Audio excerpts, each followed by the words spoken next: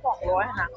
ได้กินแบบจุกจุกจุกจุกฟู้ดคอร์เทียราคาถูกที่สุดในประเทศไทย30 บาท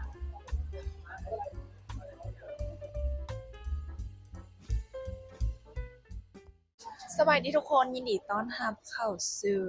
โลกของไลลามาแชร์ที่นี่มีแต่เรื่องเล่าเรื่องราวและเรื่องจริงของไลลาเองตอนนี้ไลลาก็อยู่ที่ฟู้ดคอร์เทียราคาถูกที่สุดในประเทศไทยเนาะ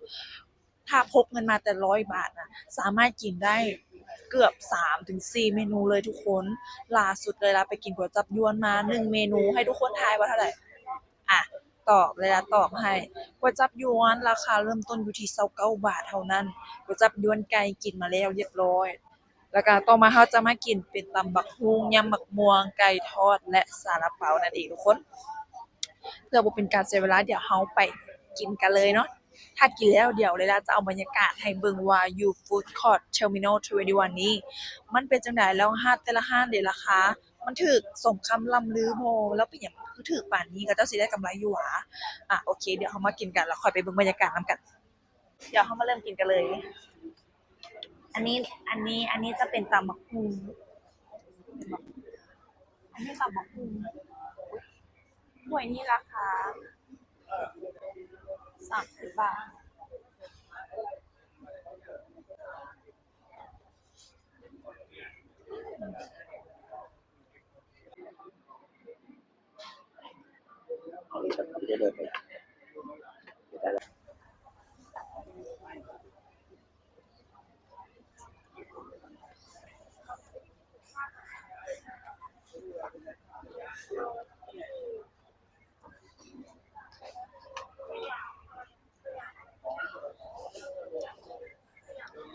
วิวข้างหลัง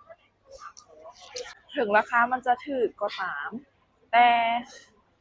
เมนูรสชาติอาหารเมนูมีหลากหลายรสชาติแซ่บบ่แม่นว่าราคาถูกแล้วมันบ่แซ่บอันนี้ราคาถูกแถมมีคุณภาพระดับเขาย่องอย่างภัตตาคารเลยก็ว่าได้เนาะทุกอย่างดีหมดเลยเดี๋ยวจะมาลองกินอันนี้ยำบักม่วงกินแต่แบบต่ำๆห้านนี่เป็นห้านที่ได้ละมาแบบ Terminal 21เพื่ออะไรก็ต้องมาแวะกิน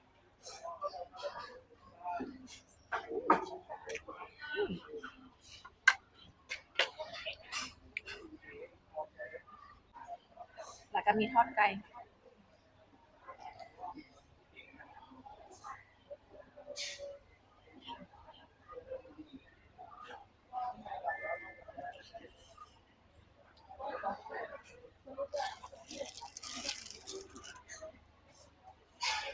กินข้าวไปแล้วก็เบิ่งวิวตึกไป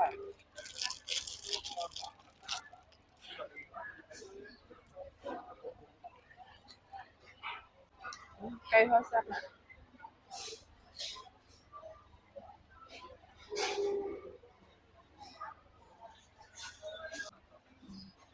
บอกได้เลยว่าวิวที่ได้ร้านนางกินข้าวนี่นะ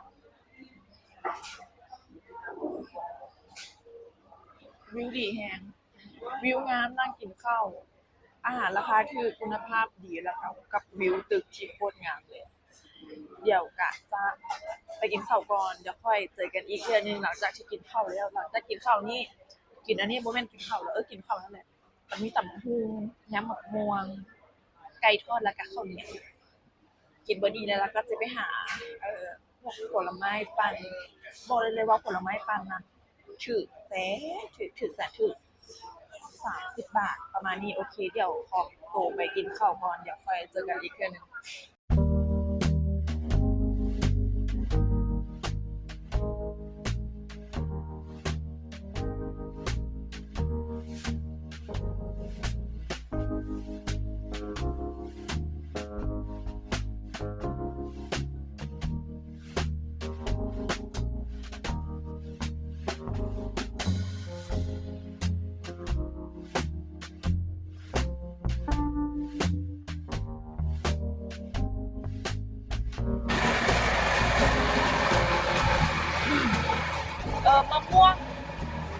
มะม่วงล้วนหวานน้อย2ค่ะ2สแกนค่ะ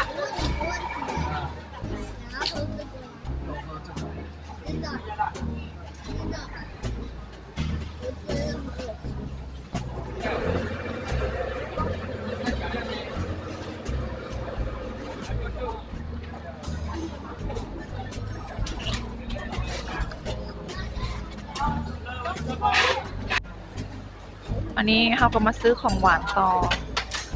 ข้าวเหนียวมะม่วงหนึ่งแล้วก็อันนี้ค่ะ ได้กี่อย่างคะ3 อย่างมะพร้าวค่ะ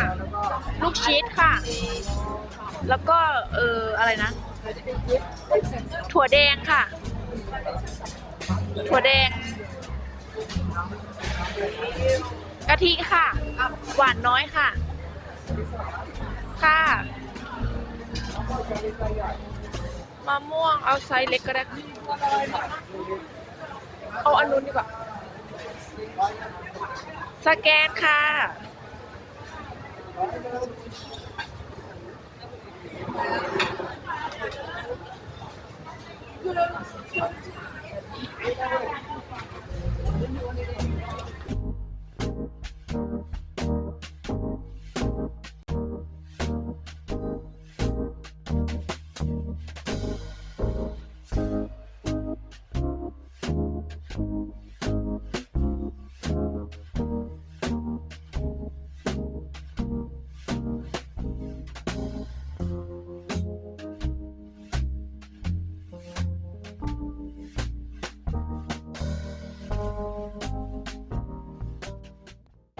มาวันแรก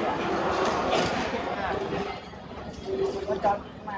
หยุดมาวันอังคารมาผ้ายังเต็มมัน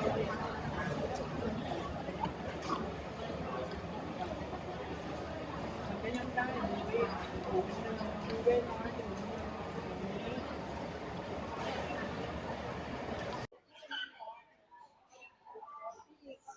หมักไม้ปั่นอันนี้หมักม่วงปั่น30 บาท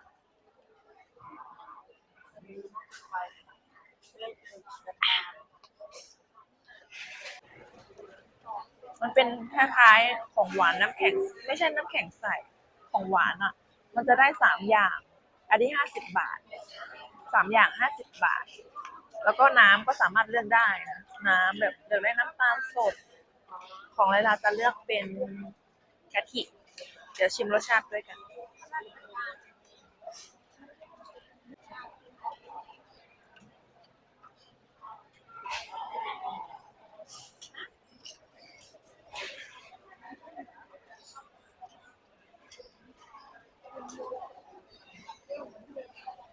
อิ่มมาก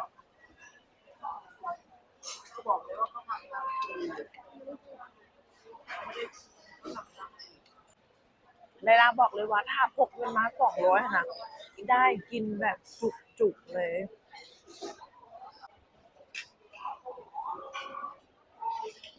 มื่อนี้ก็รู้สึกว่าเมื่อยกะ